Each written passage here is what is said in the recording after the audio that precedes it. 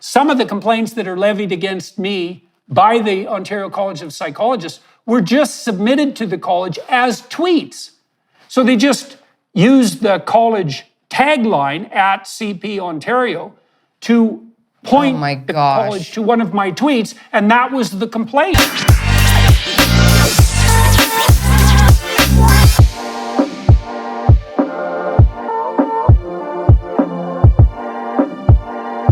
So these people who are willing to use their anonymity to inform and accuse have the upper hand in a virtualized society. And that's another reason why I've had some moral doubts about whether I should just make all of this public, like every bit of the documentation, everything the college sent me, which would include the identifiers of the complainants. And I'm still not sure that in the most fundamental manner, that's not the appropriate thing to do.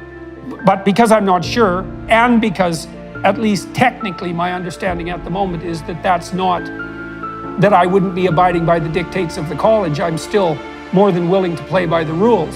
And those rules might be right, I don't know what to do with that, because under normal circumstances, I can understand why the anonymity of the complainant publicly would be maintained, right? Because it stops people who have a legitimate grievance from being intimidated by those against whom they have the grievance. But those rules only apply when people aren't weaponizing the colleges. And as soon as the colleges are weaponized, when you can manipulate bureaucracy into being a club for your viewpoint, then what constitutes ethical behavior on the part of the defendant starts to become murky. And that's also part of what makes this stressful. Yeah, well, I think just ignoring the people who actually did the complaints is the right way to go, because they don't matter. And if they weren't there, somebody else would be making the same kind of complaint. It's a college issue. Right, but that's a weird argument, right? Because, you may well be right, and that's obviously what we've decided to do too, but there is part of me that also thinks, no, any given individual can cause a lot of trouble if they set out to do that. And the idea that you shouldn't be responsible for your accusations is questionable, especially when what you're essentially doing is levying the equivalent of a legal charge.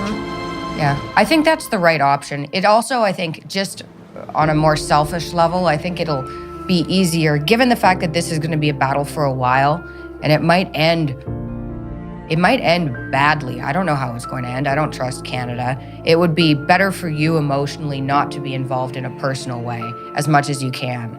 So forget who the people who made the complaints are, even though they're probably despicable human beings. There's tons of despicable human beings out there. Better to just ignore them and tell everybody what's going on. And ideally have a backup plan. If they do come for your license, can you just... I assume getting a license... Yeah, well, it's hard to know. It's hard to know if it's better to ignore them. There's lots of psychological studies about what people do to cheaters in games. And people are so motivated to punish cheaters that they'll give up some of their own privileges for the right to do so.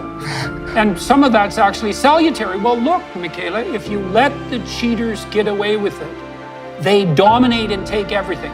That's the psychopathic niche. That's why it even exists biologically, is because you can get somewhere with exploitation. And you particularly get somewhere with exploitation if the people you are exploiting don't object. And so you actually have a moral obligation to object, to not let people get away with breaking the rules. When people come after me, they can't just be let off the hook, right? So I think we've walked this through quite appropriately, is that no, I should really be concentrating on the college and not the individual complainants. I should be concentrating on the college in a way that has broad public significance, because it shouldn't just be about me, it's about a broader social problem. That we should use the truth and public exposure, transparency, to mount the best defense, and we should all keep our heads while doing so. But there's no better strategy than that, but it's a tight rope to walk.